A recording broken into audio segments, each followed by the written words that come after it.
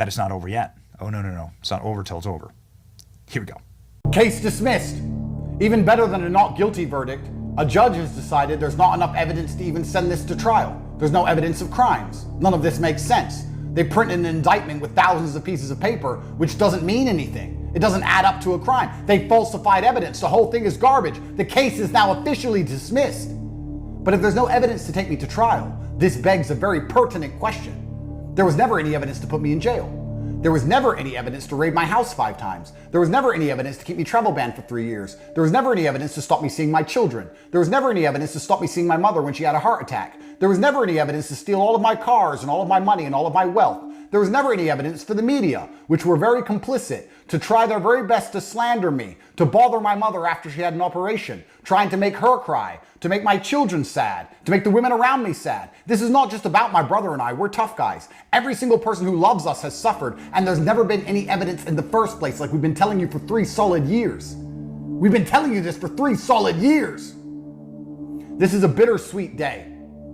I'm happy because finally an honest judge did the right thing and threw this case out. I am happy because I got to enjoy this perilous path with the person I love the most on the planet, which is my brother Tristan Tate. He is the best brother on the planet. And when we shook hands, irregardless of the circumstance, even when we were sitting in a jail cell together, we only laughed and smiled. We are ready to die together. We have been since the moment we were born. And there's no better feeling on earth than knowing you have a brother who's ready to die beside you. We are the type of men who will charge at the gunfire after a quick nod of heads. We don't care. We were ready for 20 years in Rehovot. We knew this was a setup. We knew this was a Matrix attack. We didn't expect justice at any point during this, but we fought tooth and nail.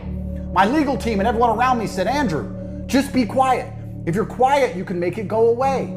Don't make a big noise about it. Maybe we can do a deal behind the shadows. And I said, no, my father did not raise me to have the Tate name tarnished by liars and corrupt actors. I will fight tooth and nail from the absolute day I was first accused until the last day they throw me in jail. And from there, I will continue to fight. I'm an innocent man. I've done nothing wrong. I'm not going to be quiet. I'm not going to do a deal. I'm not going to lay down. I'm going to fight this absolutely tooth and nail. And everybody told me you can't beat the system. If you make too big a deal of this, you are going to go to jail. And I said, I will go to jail for 20 years happily if everybody knows I am innocent. If everybody knows I've done nothing wrong, I'll suffer in jail. But I will not let people lie and slander the last name Tate when we've done nothing wrong. There is no such thing as light without dark. The light that radiates from the beautiful brotherhood I share with Tristan must be balanced. And the balance to that dark are nightmares, which I've suffered ever since I was put inside of that jail cell. I still wake up at night looking for cockroaches inside of my blankets. I still smell that jail. I didn't go to jail in England. I didn't go to jail in America. I went to jail in Romania. I was thrown in an Eastern European prison. Do you have any idea the conditions in an Eastern European jail? And there was never any evidence for me to be there in the first place. I think God is giving me these nightmares to ensure that my wounds stay fresh. Because it would be very easy for me now that the first case has been thrown out. The second case will follow quickly. Within a few weeks, we'll be back on private jets, back on our Bugattis, back on yachts, living a good life. We could just ignore all this, live and let live, make it all go away. No big deal, we were found innocent. But I still can't sleep. So why would God still be keeping me awake at night unless he wanted my wounds to still hurt? Unless he understands that innocent men being told they're innocent isn't justice. Justice is when liars. Justice is when corrupt actors. Justice is when complicit media outlets. Justice is when people who have tried their very best to put an innocent man in jail purely because they don't like what he says. Not because he's guilty, because they don't like what he says. They had no interest in the truth. They just wanted me to be guilty because they didn't like me. Justice is when they feel the full weight of the law. And perhaps he has enacted me, chosen me as his soldier because I am 38 years old. I have 35 more years to live. I have unlimited resource. I can't sleep. I'm petty. And I can ensure that everybody who has ever said my name in a negative light regrets the day they were chasing the attention and chasing the likes on Twitter, because it's not going to be worth it. I have done nothing wrong. Hundreds of millions of dollars of compensation are going to flow my way. And it's not about the money. It's about making people understand that just because you do not like somebody, just because you do not like the words they say, just because they said some stupid things on the internet 10 years ago, just because they offend you with their jokes, does not mean they should be locked up innocently. All people, including my enemies, deserve a fair trial and deserve freedom if they are innocent. But my enemies are not innocent.